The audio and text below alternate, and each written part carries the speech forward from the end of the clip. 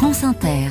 L'histoire du monde, Anthony Bélanger, l'Église d'Angleterre a pris hier une décision historique. Ne plus avoir la moindre livre sterling placé dans des entreprises dont le modèle économique reposerait sur l'exploration, l'exploitation ou le raffinage de pétrole et de gaz. En clair, plus de big oil dans les investissements de la religion d'État britannique. Alors il faut savoir que l'Église d'Angleterre est à la tête de deux cagnottes bien dodues.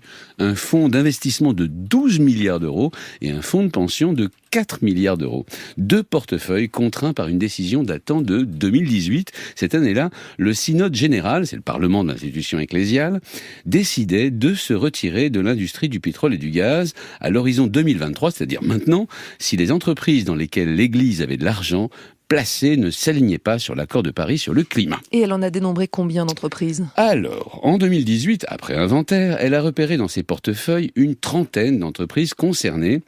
Elle s'est d'abord débarrassée d'une vingtaine d'entre elles dès 2021, celles qui d'évidence n'avaient aucune intention de faire un effort pour tenter de contenir le réchauffement climatique à 1,5 degré au-dessus du niveau pré-industriel, ce qui est un des objectifs, vous le savez certainement, de l'accord de Paris. Il en restait 11 dans ces fonds, dont les plus importantes, à savoir Shell, BP, Exxon ou Total. La hiérarchie anglicane a donc tout fait pour tenter de les convaincre de l'intérieur comme actionnaires et comme caution morale. Elle pensait y être parvenue jusqu'à ces dernières semaines. Que s'est-il passé ? Ces entreprises s'étaient engagées à diminuer leur exposition aux hydrocarbures, pour certaines comme Shell ou BP sur cette décennie, pour d'autres à des horizons plus lointains. Or, en février, BP s'est brusquement revenu sur ses engagements. Shell, pour sa part, a attendu la nomination d'un nouveau PDG, il s'appelle Yael Sawan, pour annoncer ce mois-ci qu'elle faisait de même, oublier l'engagement de réduire sa production de pétrole tous les ans jusqu'en 2030.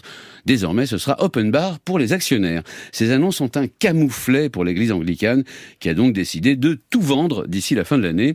Nous avons le devoir de protéger la création de Dieu. Ça, c'est ce qu'a déclaré Justin Welby, archevêque de Canterbury et chef des Anglicans britanniques. Combien d'argent l'Église avait-elle investi dans ce secteur ? Alors, c'est assez étonnant, peu en fait. Moins de 1% de son fonds d'investissement et environ 8 millions d'euros dans le fonds de pension. Mais l'enjeu est ailleurs.